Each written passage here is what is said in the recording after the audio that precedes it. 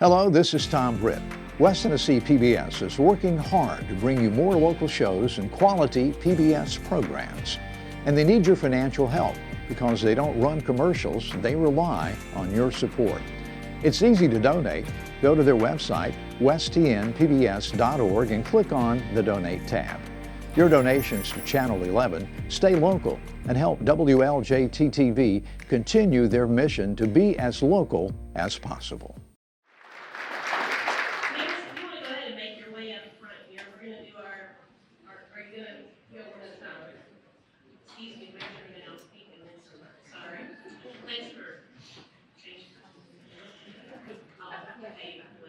So I can tell you that they did leg wrestle in the back, and Mayor Conger won, so he can go in first. We lost, but he gets to go first. So I decided to do something different. We have bios for our mayors that you've heard, and there's a lot of great information in there, but I thought I want to just get to know them a little better, maybe some things we don't already know. So for example, and I think some of us can guess this one, does anybody know Mayor Massey's favorite TV show? It's The Office. The Office, King and Queen. For Mayor Conger, he said Parks and Rec, which is pretty fitting, I think. I asked them to share what movie they can quote line for line, and I'm going to do this different on the, where's Mayor Massey? On the count of three, can you all say which movie you said? 1, 2, 3. Tombstone. Oh, sorry. Perfect time. Tombstone. They both picked of all movies Tombstone. For me, it's probably Ferris Bueller's Day Off. I haven't seen Tombstone, but I need to. Mayor Conger has a hidden talent. He can wiggle his ears. I think we expect to see that here today. Mayor Massey used to perform in the performing arts, and he can sing. I think we also expect to see a little bit of that today from you. And then lastly, I asked them if you could eat only one food for every meal for the rest of your life, what would it be? Mayor Massey, he said ribeye. How do you like it cooked? Very rare ribeye, medium rare ribeye. And for Mayor Conger, he said barbecue chicken pizza. I said chips and salsa. I can't help it if you're wrong.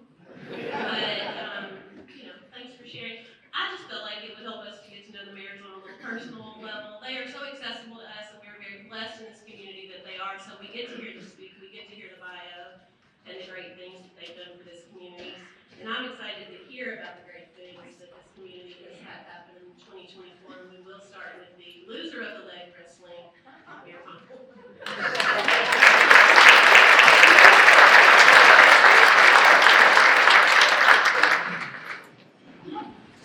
Wait, y'all seen the tree trunks that Mayor Massey has? Like, I didn't have a chance.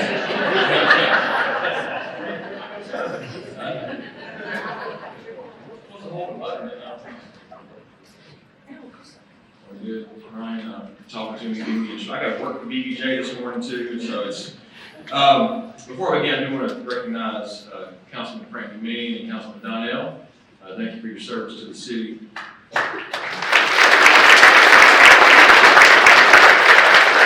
It's great to have a good relationship with your counterpart, with Mayor Massey, and then he wants me to call him former mayor. I refer to him as the old mayor the other day, Jim Harris. So I appreciate the relationship that we have.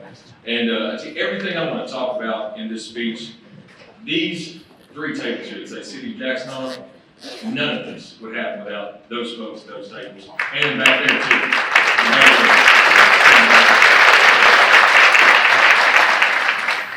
So it's an honor to stand before you today as mayor of this impressive city.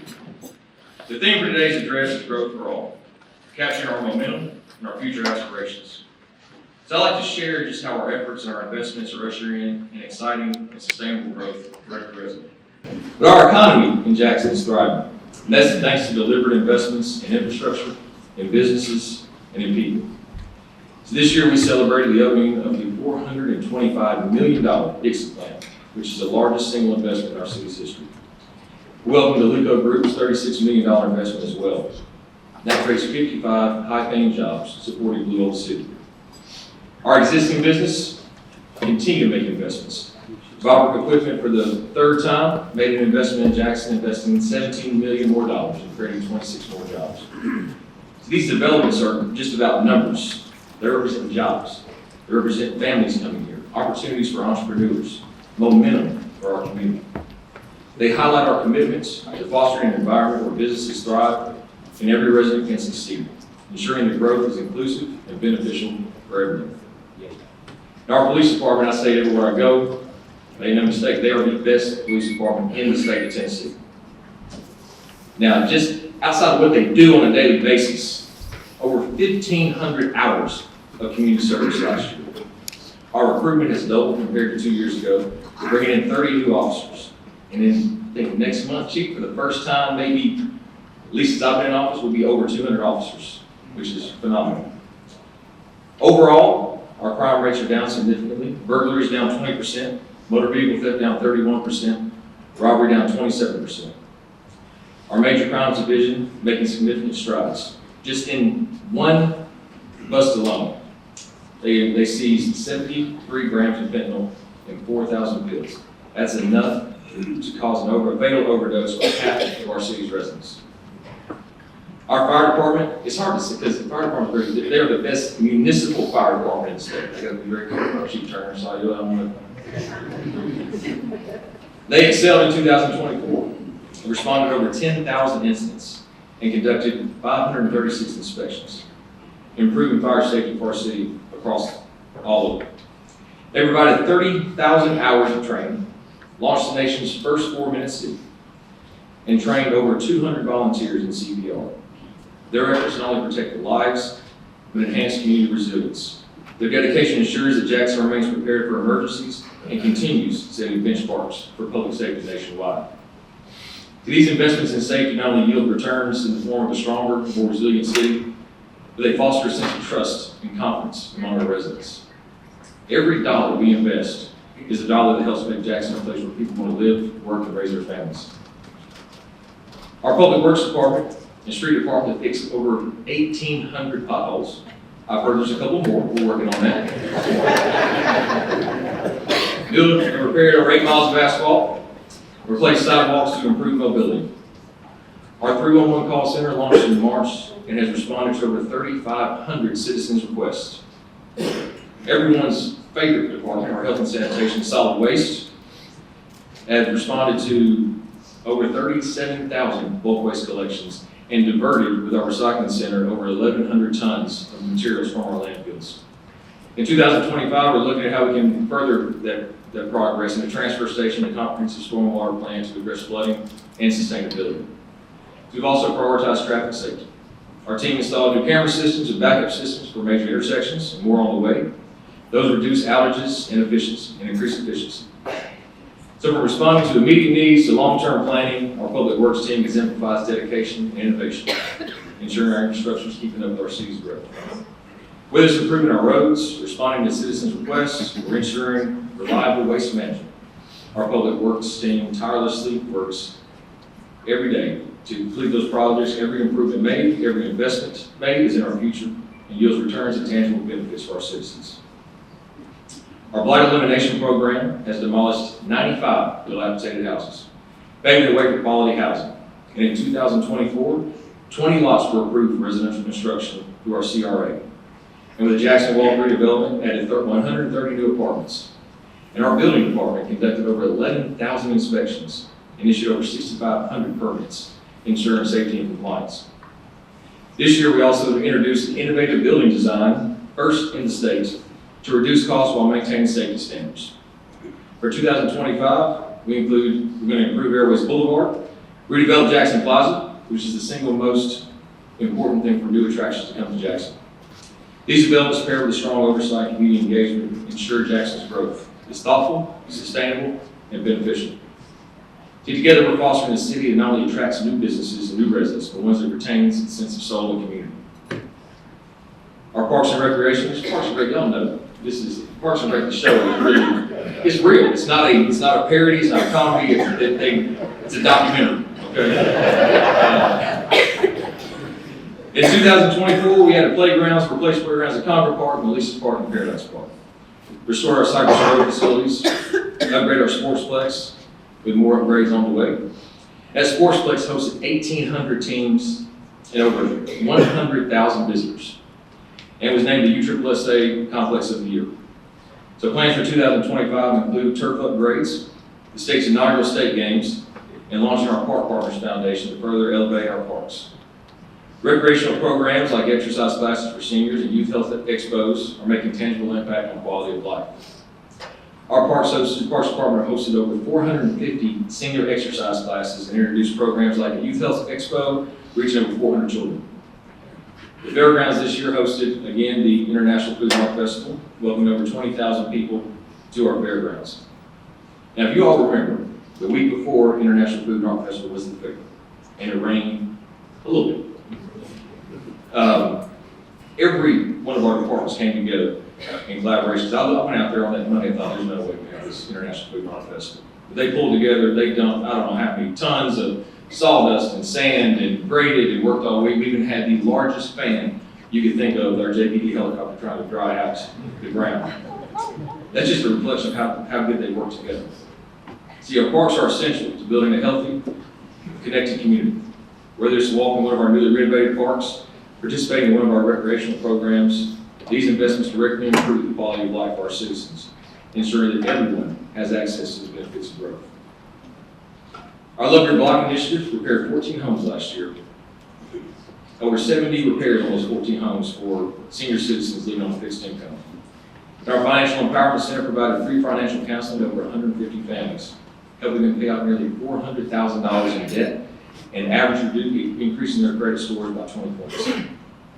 Now, we're not just investing in people in Jackson. We're investing in man's best friend, too, and cats.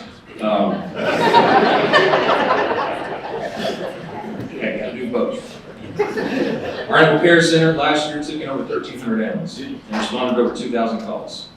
And this year, finally, we're going to open our new Animal Care Center, which will increase the capacity by over 70%.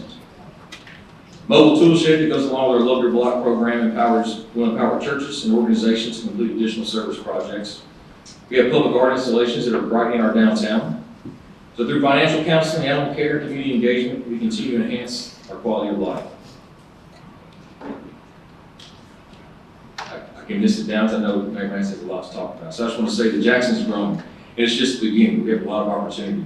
And what we're doing at the City of Jackson is prioritizing fiscal responsibility, focusing on community solutions, reducing barriers, and we're building a city where our growth benefits everyone. I want to thank all of you here today for your contributions that you make in your own way to make Jackson a better place. Thank you for your resiliency, your unity, and the opportunity we have moving forward. It's a pleasure to serve as your mayor, and I look forward to everything that we can do and everything we can accomplish in 2025.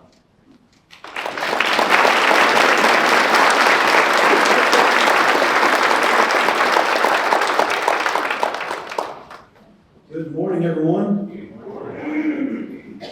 We'll try that again. Good morning, everyone. So glad to be here. This is a little bit overwhelming because there's a lot of y'all out there. But I can tell you this is an exciting day for me, exciting day for my office because we get to share what we've done last year. We get to talk about what we're planning on doing this year. There's a lot of things moving in Madison County that you all be proud of. A lot of things we have to improve, but we're working on them and focusing on them pretty staunchly. Now I want to recognize, I've seen 3 of them, but see, Mayor Condor has 9 council people to look at. I've got 25 commissioners. So I know there's 3 in here. Commissioner Mike Bryant is in here, Commissioner Juanita Jones, and Carly Bond. Anybody else that I missed? Oh, here we go, Tony Black, Commissioner Tony Black. Sorry, Mr. Black. Kevin Hicks right there, okay. All right. Well, I appreciate you, ladies and gentlemen. Obviously, we need 13 of y'all to agree to get anything done, which sometimes seems like a large task, but I can tell you for the most part, that happens, and we get some things moving forward. So I appreciate your service. We also have some county employees here. I appreciate, this is kind of my core team here. I appreciate y'all always showing up for me. And of course, Trustee Billy Burkhead just showed up because it was a free meal. Told my buying breakfast that you came. So no, I appreciate, these are, especially this table, is a couple women and 3 men that sacrifice themselves for our county daily and make sure that I'm where I'm supposed to be and make sure that, excuse me, issues don't hit my desk a lot of times. So I appreciate you, ladies and gentlemen. I told this Wednesday, so on the way to school Wednesday, taking my boys to school, on the dashboard of my truck, my calendar popped up, and it's, of course, pretty full, and my 11-year-old's in the front seat, and he's looking at it, and he's like, state of the county? And I said, yeah, because I was speaking at Rotary Wednesday. I said, yeah. He goes, isn't it Tennessee?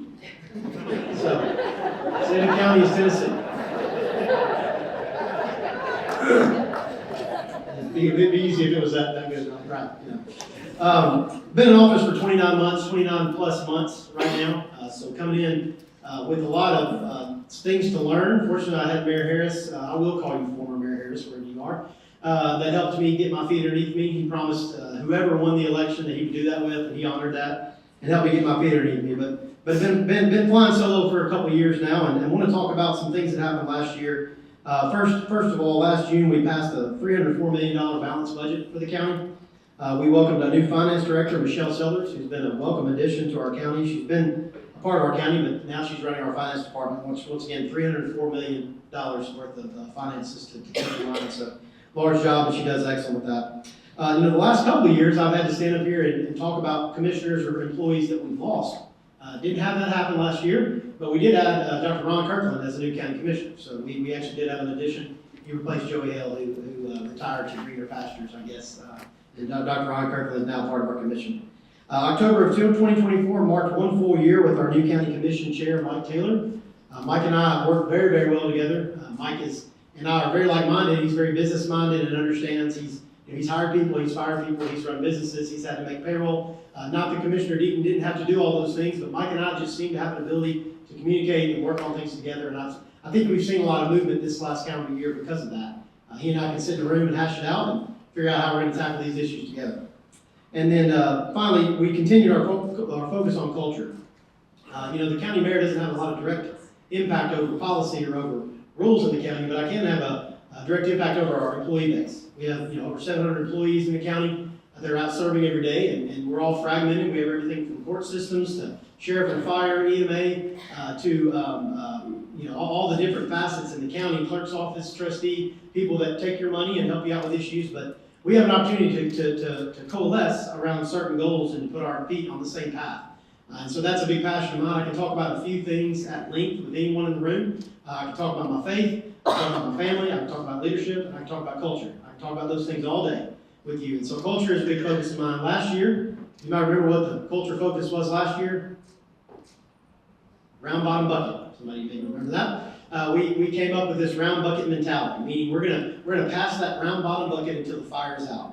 When you have a round bottom bucket, it can't be set down. If it's set down, you waste the effort of everybody who passed that bucket before you. That round bottom bucket is there for a lot of reasons, but it's a picture, I hope, to our county employees that no matter who hears the issue, even though it might not be your issue, in an organization as large as Madison County, we need to pass that bucket on to get the fire out. It's very easy, trust me, to let things down the line because, well, nobody's going to know that citizen walked up to me at Walmart, or nobody's going to know that when I was replacing that road out in Meeting that somebody said an issue with whatever they're having an issue with. There's a lot of ways to let those things kind of float away. We decided to take a stance. I can tell you I'm very proud of our employees. I started getting emails a week after we announced that. Hey, round bucket, I passed the bucket, let me tell you what we did, and I need you to know about this. And so we were able to celebrate together, and I just appreciate our staff. This year, Philippians 4:13 is our culture focus, and I'll talk about that in a minute. So blaming on the previous job in banking, I do want to throw some numbers at you, because it's a way to kind of measure our success year to year, very, very concrete. On June 30th, our county came $5.8 million under budget. So that's $5.8 million that our county departments turned back in to be used again the following year. So we budgeted those funds for certain uses. Those uses maybe where savings were found, or they put those to work in other places. $5.8 million. And I do want to brag on one department in particular, our sheriff's department. $3 million of that 5.8 came directly from Sheriff Weiser and his team. So some of you in this room remember the last several years with our sheriff's department that didn't always take place. And so I'm very proud of my relationship with Sheriff Weiser, and $3 million of the $5.8 million surplus came from the sheriff's department. Sales tax revenues, this is through November of last year, so January to November versus the previous year. Sales tax revenues are up 4.48 for the county. Thank you, City of Jackson. We're very fortunate to have a sales tax revenue like we do, so we're up 4.48%. Our savings account, our fund balance, grew from $22 million to $24 million last year, and our debt service fund balance, which is what we use to prevent borrowing money, grew from $21 million to $27.6 million. And one piece of that's not a lot of people realize, I'm very proud of the fiscal responsibility of our county. That new Jackson Central Mary High School, of which I'm a graduate, looks very nice right down there in Midtown, but it costs a little bit of money to build. And that payment was coming due in 2026. And I can proudly say that is going to be paid off with this debt service fund. And originally, when that money was borrowed, the idea was to pay off the balloon payment in 2026 and just term it out, to put it on payments, and it would remain a debt for years to come. We have the money to just pay off that debt in 2026 when it comes due. So that will be no additional debt for the county. We'll be able to save that through cash flow, and we're able to save the taxpayers money in that area. Speaking of debt, we pay about $12 million a year in debt payments. So we're putting between $9 and $10 million down on our debt every year, knocking down the principal payments. We have about $91 million that the county owes at this moment. Last year, the county commission voted for 3% employee raises for the departments. They also allocated $50,000 for classroom grants with our Jackson-Madison County school system. Those are $1,000 grants, so $1,000 grants go directly to our students, directly to our school system to help teachers do projects that they may not have the funds to do within their school or within their class. Field trips, equipment, special things for the children. So once again, that's 50 classrooms that our county commission was able to impact directly. County commission funded, this is something I'm extremely proud of, funded 32 school resource officers. We have 26 schools in our district. So right now, as of February, we will be fully staffed with our SROs. We have a couple of them going through some certifications. But these aren't just typical deputies. These are deputies plus. These are deputies that have some extra training in dealing with our youth and with de-escalation, with some emotional issues that our youth go through. So we have 32 men and women on our campuses across the county that are keeping our kids safe. And as a father to two children who are in our public schools every day, and my wife is in our public schools a few days a week, I'm very, very proud to know that we have protection in our school system. If the unthinkable were to happen, we have some things in place to take care of. On top of what the school system's already doing for protection. Our election commission last year, we had a little election last year, if y'all maybe remember. That's run by our election commission, our county election commission. In 2 weeks during the general election, in one building, we had 28,000 residents vote in 2 weeks. So that's impressive to be able to put that many people through the process. And I voted early, and it took me 7 minutes. And to have, once again, 28,000 people going through one door and out another door, and doing that in less than 10 minutes is pretty impressive. They do an excellent job up there. Continuing our focus on quality of life and understanding that we want to attract young families and make a place for them to stay and live and work here. We've put some focus on our parks department, as the city has done, to make sure that we're ready and make sure that we have good places for families to enjoy. We put our Christmas lights at P. Warren Park this year. If you didn't get a chance to go see that, please do next year. It is a nice display. It's safe. It's a great night out with the family. We raised $11,000 for local nonprofits and 900 pounds of canned goods. We also last year expanded our current park acreage by 65%. Started the year with 330 acres of parks. We have 504 acres now. So we are adding into our opportunities for our citizens to enjoy.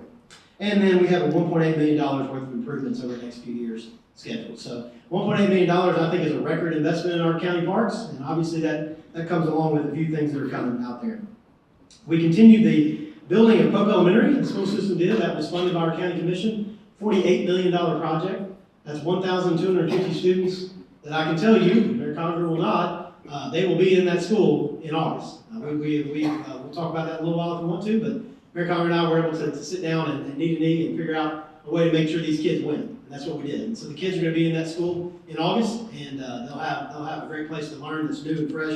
And once again, current Pope has about 700 students in it. This will hold 1,250. So we're looking to grow in that area. That also includes a county safe room. That was a $4.2 million investment, a grant that was received by the county to put in a safe room in that area. So now in Northwest Madison County, and I've been in that room, it doesn't feel a lot different, but when you look up, there's 16, 17-inch concrete ceiling above you and walls, and you're in a hallway that looks like regular classrooms, but it's built, I think you can withstand a nuke because you're in there and you're safe, and that's an opportunity for the people in the northwest part of the county to have somewhere to go. Right now, they would have to make it to the airport or just figure it out on their own. So now we're able to serve Northwest Madison County with a safe room. Middle Fort Bottoms is now a state park. It was announced as a state park last year, ribbon cut on that. That is $26 million investment from the state of Tennessee. Full-time park staff, park rangers. Design is ongoing for a welcome center, meeting space, and bathrooms. 800-acre park, 6 lakes, 250,000 recently planted hardwood trees. Number one thing I hear from people, yeah, the park's great, but it's really hot. There's no shade. Give it time. 250,000 trees have been planted, so you gotta give them time. Retriever training pond, and nearly all of that park is 100% handicap accessible, so very proud of that. Our airport went through some major upgrades last year. $22 million runway reconstruction, $900,000 control tower rebuild. We rebuilt the hangar access road to the tune of about $500,000. And Denver Air Connect, of course, most of you, please tell me you've heard of Denver Air Connect. It is working well, absolutely. Matter of fact, President Lane College is back there. I was at their commencement yesterday, and their speaker was lamenting having to sit on the tarmac in Atlanta to get to Jackson. And he was flying from Jackson to Memphis and had some issues, and they ended up getting to Memphis at midnight. And he wasn't complaining, but he was just giving I got here late last night. I'm here with you this morning, and I leaned over to Mayor Congress and could have flown Denver Air. He'd been here in 45 minutes. So we need to let him know that next time. Atlanta to Jackson in about 45 minutes. And those are safe planes. They have not missed an enplanement yet. They've not canceled a flight yet, and 97% on time. I don't know how you're 3% late, but apparently they've been 3% earlier or late. But that's going to take off when you want it to. It's going to land when you plan for it to, and you're going to get where you need to go. Of course, TSA is on site at our Jackson Regional Airport, and we're seeking some additional funds from the state. So I saw Senator Jackson here. We'll be in your office soon. We're looking for some state funding to build out our what are they called? Hangars? That's the word I was looking for. Hangars and our terminal to make sure that we have all the facilities that are really deserved for an airport like ours. It's becoming a thing. My desire over the next couple of years, there's 6 primary airports in the state of Tennessee. Jackson Regional needs to be number 7. And we need to be the 7th regional airport in the state. And that could be monumental. Crossings at Exum Place is under construction. They're doing dirt work. That's the $350 million mixed-use development on Ashport Road between North Island and the bypass. That is going to be a 208-acre master plan development, 600 single-family homes, townhomes, as well as 500 apartments, loft apartments, senior housing units. It's a captive community. There's going to be commercial space and retail space in there. So the idea being, you drive into your community on a Friday, park your car, you don't get back in your car until Monday morning, go back to work. You take your child to the doctor down the street, you take your child to church down the street, you go to the grocery store down the street, walk, golf cart, lots of walking trails and lakes. It's going to be a big hit in Madison County. I can tell you, it's been big hits in these larger cities.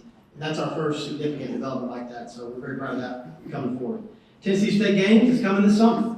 2 weekends in June, be ready. Tennessee State Games are coming, and you will see that, and you'll hear a lot about that as we move along. Industrial development, Mayor Conger has already covered this, but Georgia Pacific opened last year, is under production as of June of last year, and 6K Energy is under construction. They make the cathode end of the battery.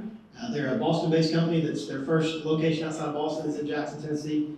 They're in construction, and then Aluco Group and Washer Equipment. We've announced both of those as well. Had a big December for announcements. And then I cannot believe you didn't mention Great Wolf Lodge. Great Wolf Lodge is under construction. The dirt work, absolutely.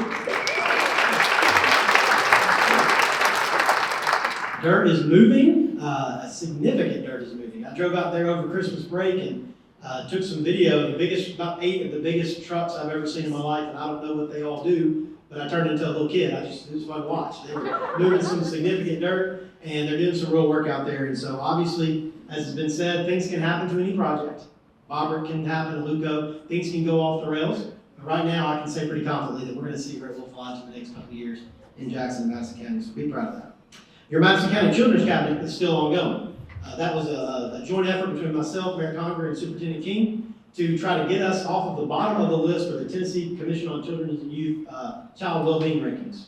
When I took office, we were 95 out of 95 counties, and we've moved up that list, I can confidently say. We still have a lot of work to do. So our Children's Cabinet is tackling issues that are trying to move us in our child wellbeing metrics to make sure that we're doing our money and our efforts where they need to be. And that's a nonpartisan, that's a group that's made up of leadership from in town that are there because of their position. We didn't handpick these men and women. They're there because they're the police chief, or they're the sheriff, or they're the parks director for the city or the county, or their library, or their hospital. They're there because of their jobs and how they impact youth in their day jobs. We brought them together to make sure that we tackle these issues, and so we're moving some needle there. As far as what's coming this year, planned this year, we have $12 million of county road improvements. Now, part of that is a $6 million grant to replace all the culverts in the county. So anytime you drive over a pipe in the county, that's probably going to be replaced if it hasn't already. So half of that, and then we have another $6 or so million going into our roads this year. There's 700 miles of county roads, and so if you live out in the county outside of the city and your road needs work, once again, be patient with us. 700 miles is a lot to cover, but we've got some money allocated for that this year. Just this last week, we voted on allocating $883,000 from the opioid abatement funds to go to work in our community to alleviate the opioid issues and the fentanyl issues in our community. So that went to, was it 12 or 13 nonprofits? It was 12 nonprofits in town that put a grant application in for those funds. So $883,000 from the opioid settlements filtered through the state came to Madison County to help alleviate the opioid issues. So that happened this week. We're still in planning for our child care center. We're still trying to figure out what that's going to look like, where that's going to go. That won't be a county or city-run entity. but it'll be an opportunity for our community to have a place to park their kids while they're at work. We're thinking about Midtown and East Jackson for opportunities for that. Also looking at our airport industrial park for the child care center to make sure that our employees out in that area have a place to leave their children so they can work. Helps those employers a lot. We're currently under the land acquisition portion of our juvenile justice center. Juvenile justice center is the next capital project for the county. I don't have a number on what that'll be yet, but looking to locate it behind the criminal justice center, the jail where it is now. And that will house our juvenile court system, Judge Little's court. It will house juvenile services, so all the ancillary services, mental health that our children need. And also, right now, I found this out from Senator Jackson a couple weeks ago, there's only 8 juvenile beds, meaning juvenile offenders. There's only 8 beds in West Tennessee. We have 8 of them in Madison County. There's 10 in West Tennessee. 8 of them are in Madison County. So we're going to expand that. We're going to open a 32-bed facility. Once again, not a lot of fun to talk about, putting our juveniles behind bars, but a lot of these children need help. And we need to have a good place for them to sleep, and safe and comfortable, and have the services that the jail can provide and be right there on that same similar campus for them. So we're going to make sure they're able to be held with dignity and safety. We're restructuring and really rewriting our building and codes from the ground up. We want to encourage development in the county. We had $66 million worth of investment in the county last year. 132 homes were built in the county last year, permits were issued rather, for the county last year. That's great, but we need more, and we know that its residents need more, and so we want to make it easy to build in Madison County. We want to make it attractive to build in Madison County. We want to make it profitable to build in Madison County. So we're rewriting our building and codes to make sure we insert a big helping of common sense, that we can tell you yes when we want to do that, and we don't have to say no based on some antiquated laws. So we're going to make sure to put that in place. And then finally, our infrastructure expansion. This is a desire of mine, and I'm speaking it into existence here today. We would like to partner with Jackson Energy Authority as a county to expand wastewater and water all the way to the county line going west on the 2X68. This pipeline would run along Highway 70, and if you build homes or build commercial developments, you understand that the most expensive part to deal with is the wastewater and the water. And so if we can eliminate that cost for developers, there's a big potential that exit 68 could look a lot nicer than it does.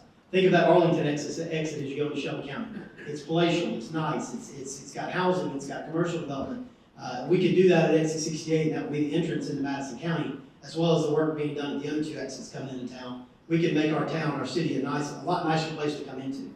And so we're working to do that. I need 13 votes on the county commission to agree to partner with JEA about that. I think we're getting close, but that's a desire. I will tell you, if you live in Huntersville, we're not trying to hurt you in Huntersville. As a matter of fact, if I could put the pipeline over you, I would. But that's not possible. So we're not looking to impact the quality of life and way of life in that West Madison County sector. We're looking to impact exit 68.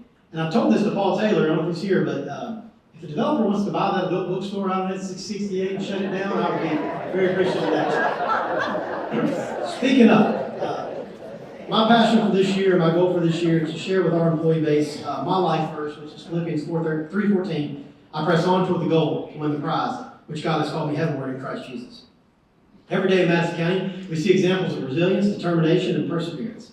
From the firefighter who pushes through exhaustion to save lives during a long night on duty to the road crews working tirelessly to clear debris after a storm, so our neighbors can safely travel, our county employees embody the spirit of pressing on. Pressing on doesn't mean the road's always smooth or the work is easy. It means staying focused on the greater good, even when challenges arise. Thinking of the small victories, a clerk at the courthouse helping a citizen apply for property tax relief, or a sheriff's deputy staying past her shift to comfort a victim. Each of these moments remind us why and what we do to serve and strengthen our community. Like the verse says, the prize isn't the end goal, it's the meaningful difference we make along the way. It's in the smiles of families at a park we maintain, the relief of someone helped during an emergency, the shared pride of noting we work together for a better tomorrow. So, as a Madison County team, let us keep our eyes on the goal and our hearts on the mission. No matter the obstacles, our work matters deeply. Together, let us press on. So we've set a good foundation. Now it's time to continue down that path and press on. It's an honor to serve your county mayor, and I do not take that privilege lightly and the trust lightly, and I really appreciate that. With that, I guess Mayor Conner and I will take some questions.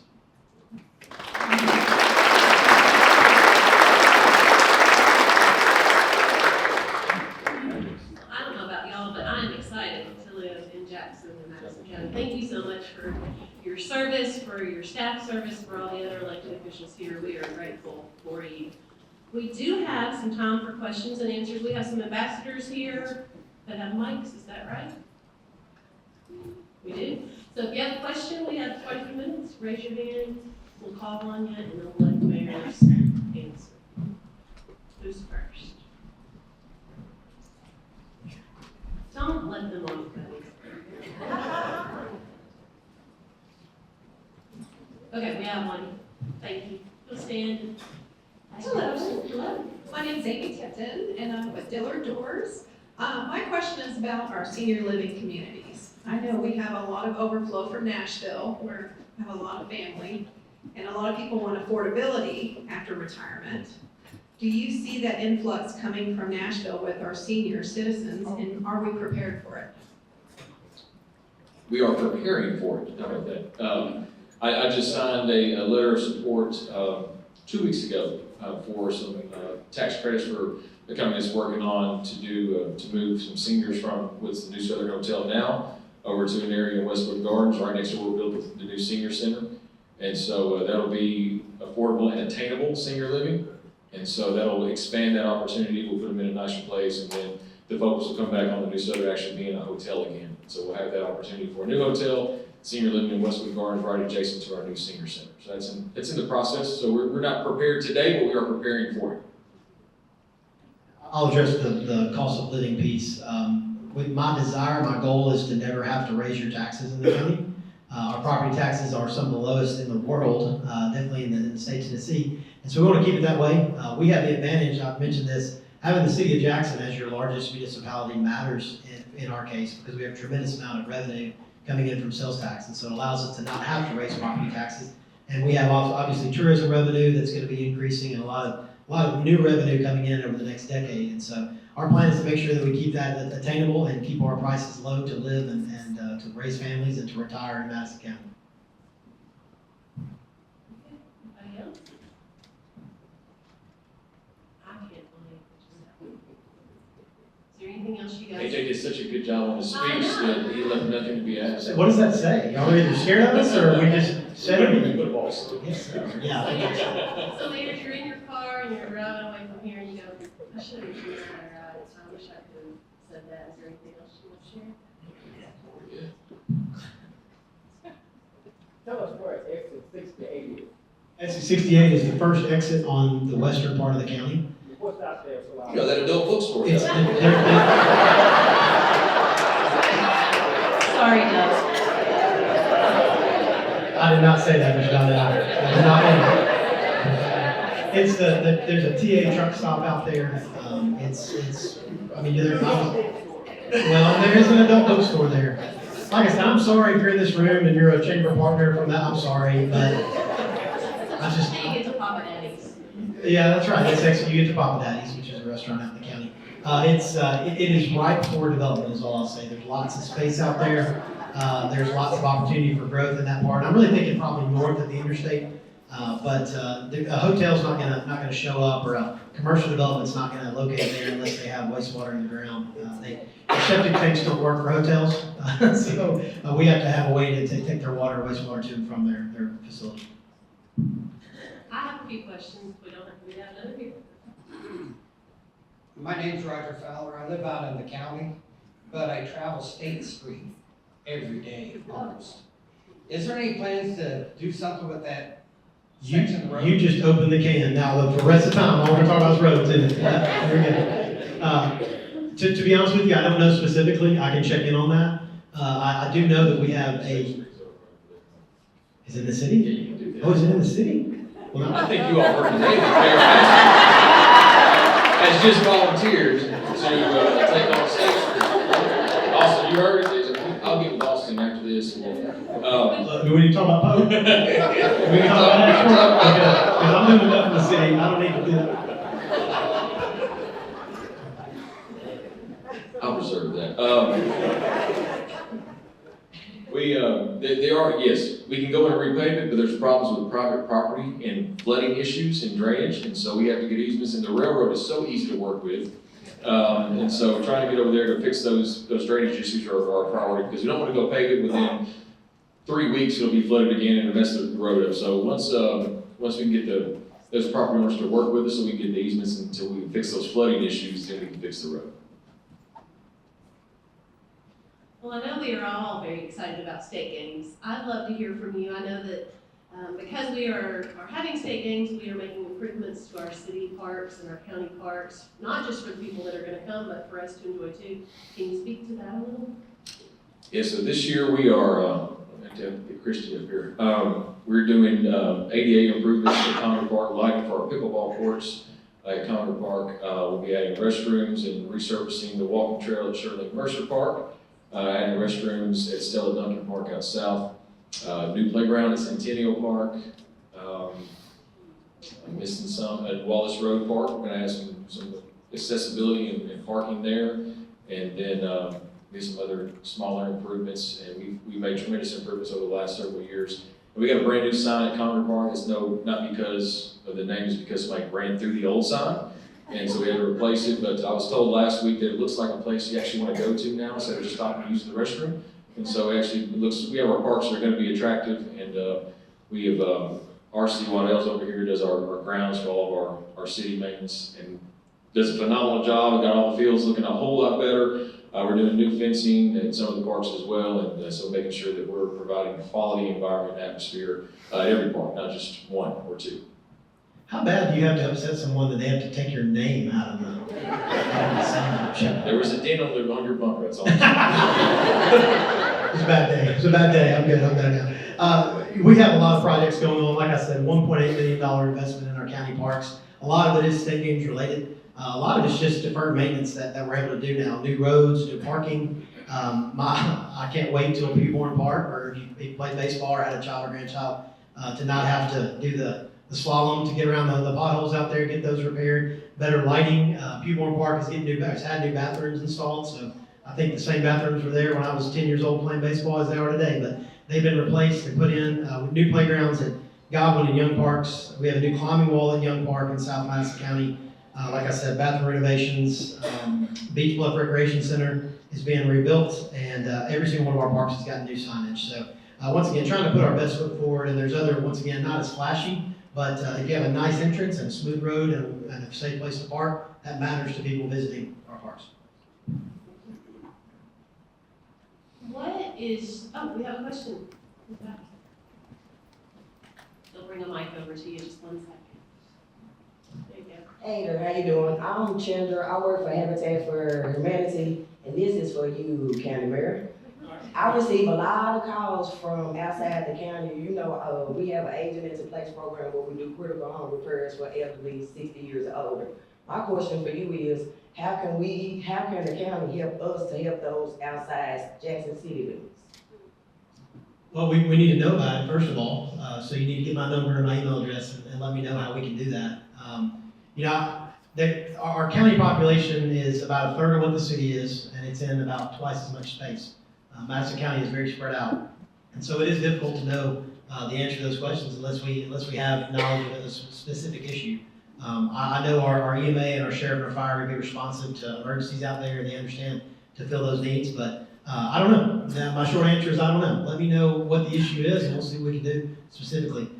Once again, it's hard to concentrate money in the county because it's so large, but there's ideas that we can have. And once again, I said this Wednesday when I spoke, if there's a need like that, let us know. We'll incorporate it. That's what Mayor Conner and I are here to do, is to listen to our public, and that's truly our desire, is to hear from our public and make sure that we solve needs, solve issues. What legacy do you hope to leave behind long from now when you're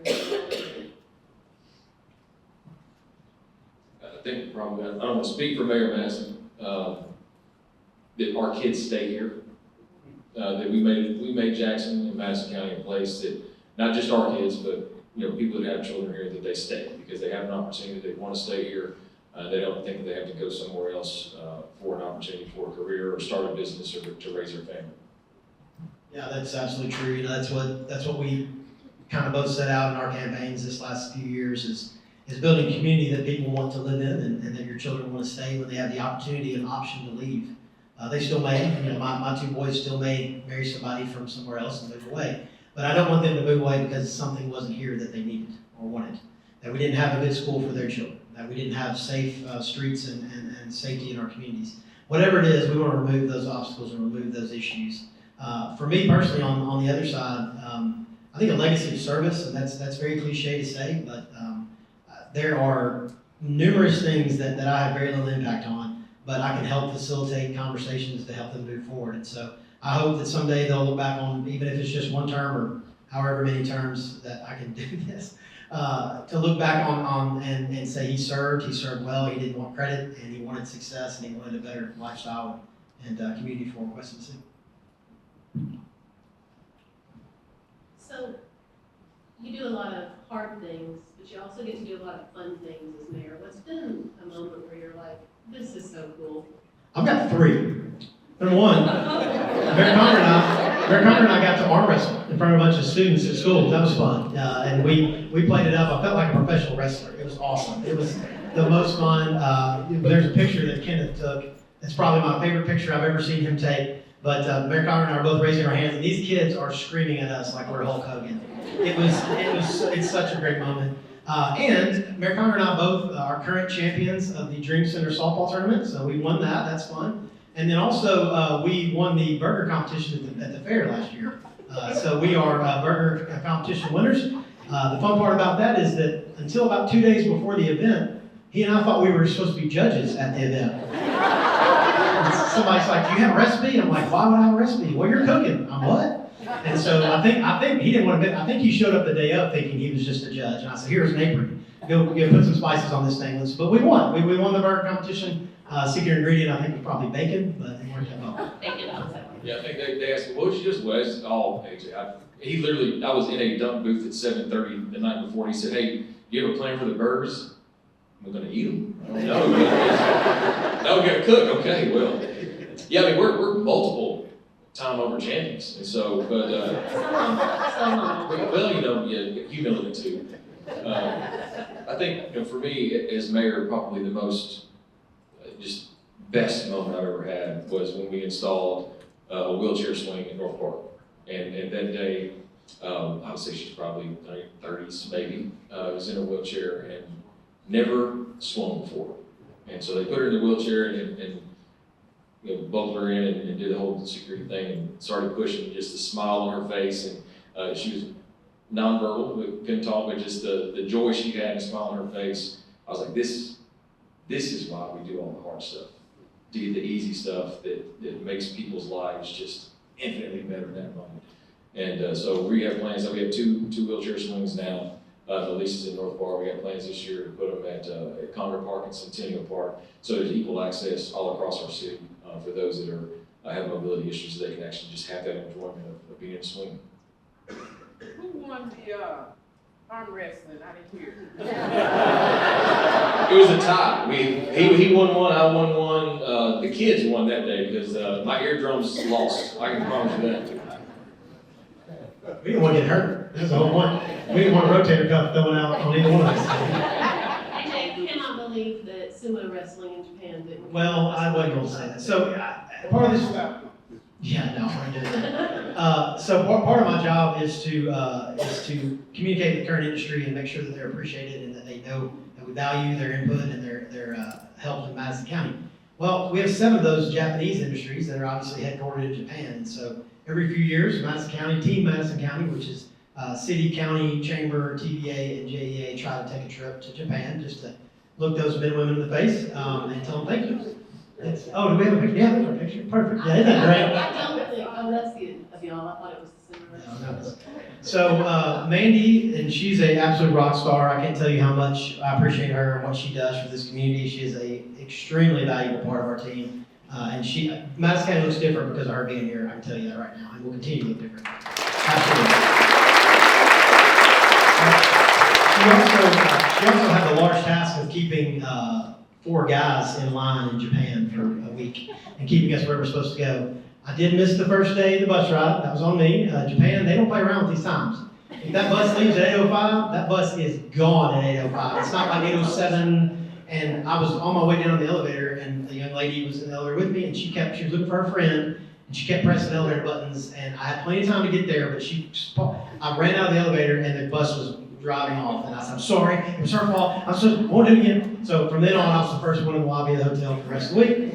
But at the tail end of that trip, after we did really 3.5, 4 days of really intensive work, meeting with these clients and telling them thank you and understanding what they do and why they do it, Mandy scheduled a local custom of sumo wrestling. So we got to go to a live sumo wrestling show. All I can say is those guys don't wear a lot of clothes, and we were very, very close to them. And so there was a lot of leaning back, and I got a picture of John Manny I'll have to share you where one of the guys got thrown onto him, and all you see of John is his arms. But at the end, they took volunteers for sumo wrestling, so my hand went up right away, Mandy's hand went up, and so. No, I was pointing to Logan. That's right. And they said if you point at somebody else, then you have to go. So Mandy and I got to sumo wrestle and put us in this big puffy outfit, and I lost my match, Mandy won hers. So we got to sumo wrestle against a real Japanese sumo wrestler. So It was fun. yeah, it was fun. So, any other questions before we close out? We are so gratefully used to really anybody. Oh, look at that! That's sumo wrestling. That was quick off the draw. Now that threw me off. We are really grateful for public servants like you. I can tell you, with economic development, teamwork is important. Team Madison County, that's the city, the county, JEA, chamber, state, TDA. At the end of the day, we're all working hard for this community together, arm in arm, to make it better. And I get to see a lot in the back that everybody doesn't get to see, and I can tell you, these gentlemen make us proud. So thank you so much for that. Thank you so much for coming today and being a supporter of the Greater Jackson Chamber. I will again mention the 10th card on the table. February 18th is our annual awards and celebration. We'll be recognizing some very deserving award winners. We'll be celebrating all the great things that the Chamber has done over the last year, that this community has done over the last year. And let me leave you with this thought, and I'll start actually with a verse too. 1 John 3:18 says, "Dear children, let us not love with words or speech, but with actions and in truth." And I think what I can see from you guys is you definitely work with actions to make this community better. And I've heard that the true measure of a community's growth lies not just in its size, but in its depth of its connections and its willingness of its people to invest in one another. So let's go invest in each other today. Thank you. This program you've been watching was made possible through the generous financial support of West Tennessee PBS viewers like you. Please visit westtnpbs.org and make a donation today so that we can continue to make local programs like this possible. Thank you. It's all about home.